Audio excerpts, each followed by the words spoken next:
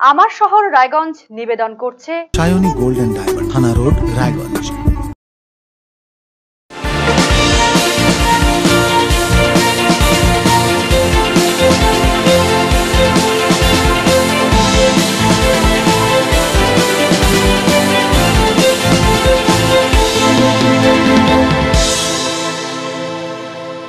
নমস্কার, আপনারা দেখছেন আরসিটিভি সংবাদ আমার শহর রায়গঞ্জ নিয়ে।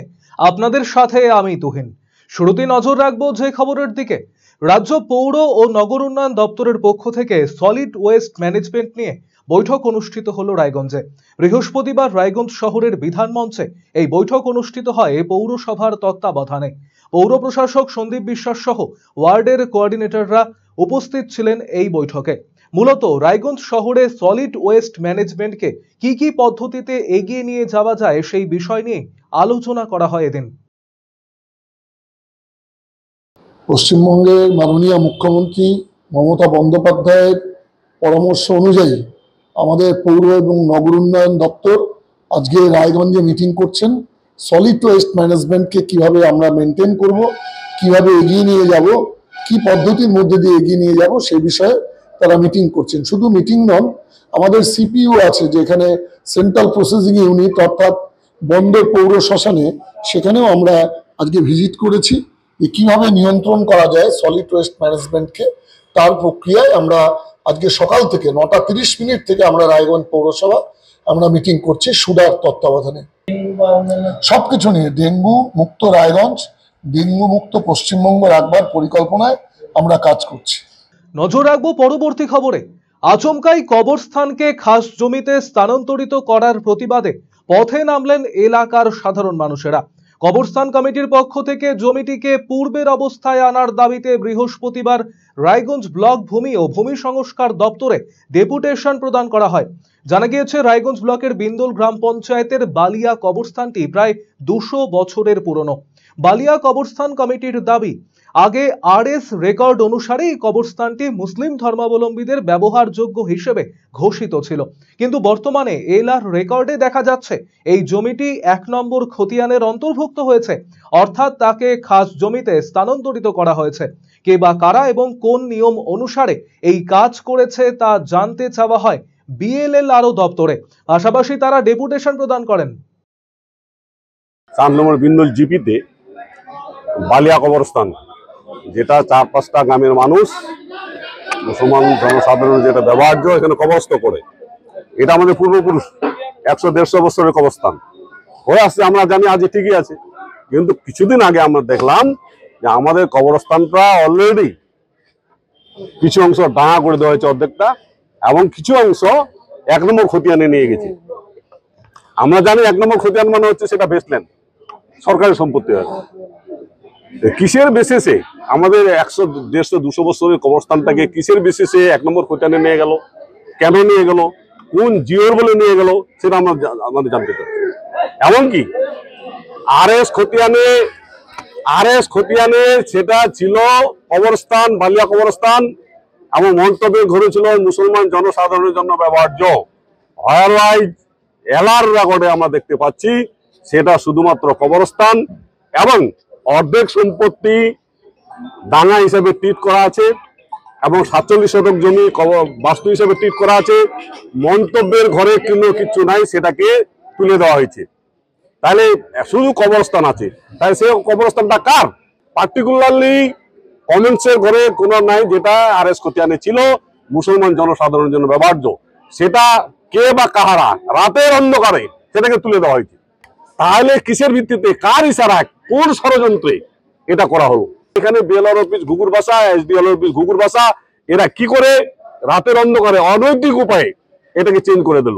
এর উদ্দেশ্যে আমাদের কথা দিলেন খুব তাড়াতাড়ি এটা করবেন, আপার লেভেলে জানাবেন, জানাবার পর এটা আমাদের কারেকশন করবেন। যদি কারেকশন না করেন তাহলে আগামীতে আমরা এমন একটা আন্দোলন শুরু করব, যে আন্দোলনটা এই অফিস কেন, পুলিশ প্রশাসন কেন, কেউ থামাতে পারবে না। এটা আমাদের পার্সোনাল ম্যাটার নয়, পার্সোনাল জমি নয়, এটা মুসলমানদের বৃহৎ স্বার্থের জন্য আমরা লড়াই করছি। আমাদের কবরস্থান যেন পূর্বে আরএস খতিয়ানে যেরকম ছিল সেরকম ফিরিয়ে নিয়ে আসা হয়। যদিও কবরস্থান কমিটির দাবি শোনার পর তা ঊর্ধ্বতন কর্তৃপক্ষের কাছে পাঠানোর আশ্বাস দিয়েছেন ব্লক ভূমি ও ভূমি সংস্কার দপ্তরের আধিকারিক সৌমেন চ্যাটার্জি।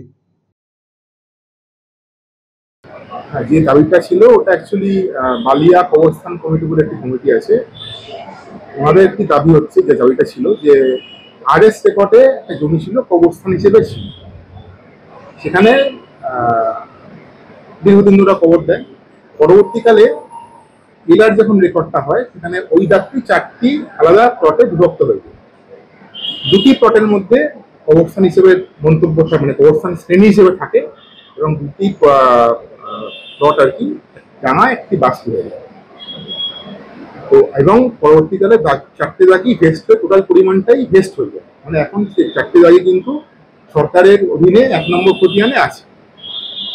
ওনাদের মূল দাবি হচ্ছে এখন যে রেকর্ডটি আছে সেটা প্রমাত্র, ওটাকে পূর্ব অবস্থায়, অর্থাৎ আরএস রেকর্ডে যে টোটাল জমিটা যেটা ছিল কবরস্থান হিসেবে এবং মুসলমান সাধারণের ব্যবহার্য হিসেবে ব্যবহার লেখা ছিল, সেইটাকে পুনঃস্থাপন করে দিতে হবে। এইটা হচ্ছে ওদের মূল বক্তব্য, এটা নিয়ে ওদের দাবি আছে, এবং সেটা নিয়ে আজকে ওনারা আমাদের অফিসে ডেপুটেশন দিতে এসেছিল।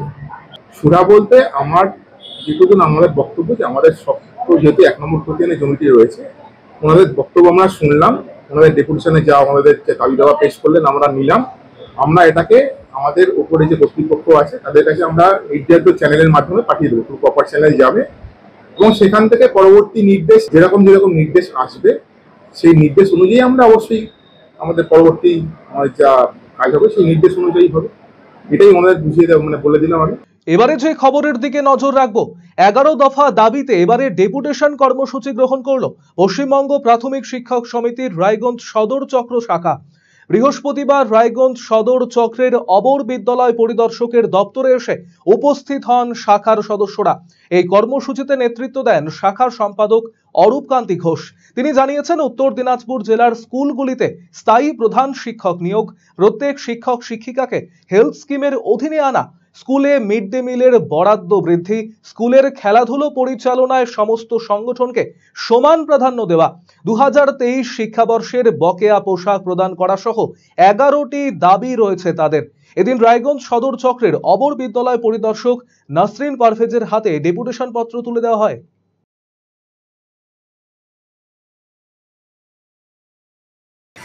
আমরা আজকে শিশু শিক্ষক এবং শিক্ষা ব্যবস্থার বেশ কিছু দাবি দেওয়া নিয়ে আমরা আমাদের অবর বিদ্যালয় পরিদর্শকের কাছে 11 দফা দাবিতে আমরা ডেপুটেশন দিতে এসেছি। আমাদের মুখ্য দাবি হচ্ছে যে সরকারি নির্দেশ মেনে পশ্চিমবঙ্গের প্রায় প্রতিটি জেলায় প্রতিটি বিদ্যালয়ে প্রধান শিক্ষক নিয়োগ সমাপ্ত হলেও আমরা পিছিয়ে পড়া উত্তরবঙ্গের উত্তর দিনাজপুর জেলা, যেখানে আজ পর্যন্ত প্রধান শিক্ষক নিয়োগ হলো না। এটি আমাদের দাবি 1 নম্বর। 2 নম্বর হচ্ছে প্রত্যেকটি শিক্ষক শিক্ষিকাকে ওয়েস্ট বেঙ্গল হেলথ স্কিমের অন্তর্গত করতে হবে। আমরা জানি রাজ্য সরকারি কর্মচারীরা ওয়েস্ট বেঙ্গল হেলথ স্কিমের অন্তর্ভুক্ত, আমাদেরও সেই হেলথ স্কিমে অন্তর্ভুক্ত করতে হবে। এই যে চড়া মূল্যবৃদ্ধি, এই মূল্যবৃদ্ধিতে 5 টাকা 45 দরে কোনো মতেই ছাত্রছাত্রীদের গুণগত মানসম্পন্ন মিড ডে মিল সরবরাহ করা সম্ভব হচ্ছে না। অবিলম্বে মিড ডে মিলের বরাদ্দ বৃদ্ধি করতে হবে। আমরা জানি যে এসআরপিস বা আমাদের জেলা স্তরে যে খেলাগুলো হয় ক্রীড়া প্রতিযোগিতা, সেখানে বিশেষ কোনো সংগঠন একটি বিশেষ সুযোগ সুবিধা পায়, সেক্ষেত্রে প্রত্যেক সংগঠনকে নিয়ে স্বচ্ছভাবে খেলা পরিচালনা করতে হবে। এছাড়াও 2023 প্রতি বছর ছাত্রছাত্রীরা যে পোশাক পায়, বিদ্যালয়ের পোশাক সরকারি বরাদ্দ থেকে, আমরা দেখতে পাচ্ছি 2023 শিক্ষাবর্ষের পোশাক আমাদের জেলার সিংহভাগ স্কুল, আমাদের রায়গঞ্জ সদর চক্রের সিংহভাগ স্কুল এখনও 2023 শিক্ষাবর্ষের পোশাক পায়নি। রায়গঞ্জ মিউনিসিপ্যালিটির সিংহভাগ স্কুল এখনও 2023-এর পোশাক পায়নি। 2024 আমরা অর্ধেকটা অতিক্রান্ত করে ফেললাম। এই সমস্ত 11 দফা দাবি নিয়ে আমরা আজকে আমাদের অবর বিদ্যালয় পরিদর্শকের কাছে 11 দফা দাবি নিয়ে এসেছি। নজর রাখবো খেলার খবরে। রায়গঞ্জ স্টেডিয়ামে এবং স্পোর্টস ক্লাব ময়দানে চলছে স্বর্গীয় দেবকুমার দত্ত স্মৃতি ফুটবল প্রতিযোগিতা। উত্তর দিনাজপুর জেলা ক্রীড়া সংস্থা পরিচালিত এই ফুটবল লিগে অংশ নিয়েছে জেলা ক্রীড়া সংস্থা অনুমোদিত 10টি দল। 5টি করে দলকে 2টি গ্রুপে ভাগ করে 3রা জুলাই থেকে রায়গঞ্জ স্টেডিয়ামে শুরু হয়েছিল এই ফুটবল লিগ। বৃহস্পতিবার লিগের খেলায় পরস্পরের বিরুদ্ধে মাঠে নামে গ্রুপ বির 2 দল, রায়গঞ্জ ফ্রেন্ডস অফ দিশা বনাম রায়গঞ্জ কুলিক স্পোর্টস। পয়েন্ট টেবিলের নিচের দিকে রয়েছে এই দুটি দল। এদিনের খেলায় আধিপত্য বজায় রেখে রায়গঞ্জ কুলিক স্পোর্টসকে 7-1 গোলে পরাজিত করে জয়ী হয় ফ্রেন্ডস অফ দিশা। এদিনের ম্যাচে ফ্রেন্ডস অফ দিশার পক্ষে 2টি গোল করেন ড্যানিয়েল হেমব্রম এবং সার্জেন্ট টুডু, 1টি করে গোল করেন পুরন টুডু, শিব হেমব্রম এবং সনাতন টুডু। এদিনের খেলায় ম্যান অব দ্য ম্যাচের শিরোপা পান রায়গঞ্জ ফ্রেন্ডস অব দিশার সার্জেন্ট টুডু। শুক্রবার রায়গঞ্জ স্পোর্টস ক্লাব মাঠে লিগের খেলায় পরস্পরের বিরুদ্ধে মাঠে নামবে গ্রুপ এর দুই দল ফ্রেন্ডস ফরএভার বনাম রামপুর সূর্য স্মৃতি সংঘ। আমার শহর রায়গঞ্জ এখনকার মতো এ পর্যন্তই। পরবর্তী খবরের জন্য নজর রাখুন শুধুমাত্র আরসিটিভি সংবাদে। নমস্কার।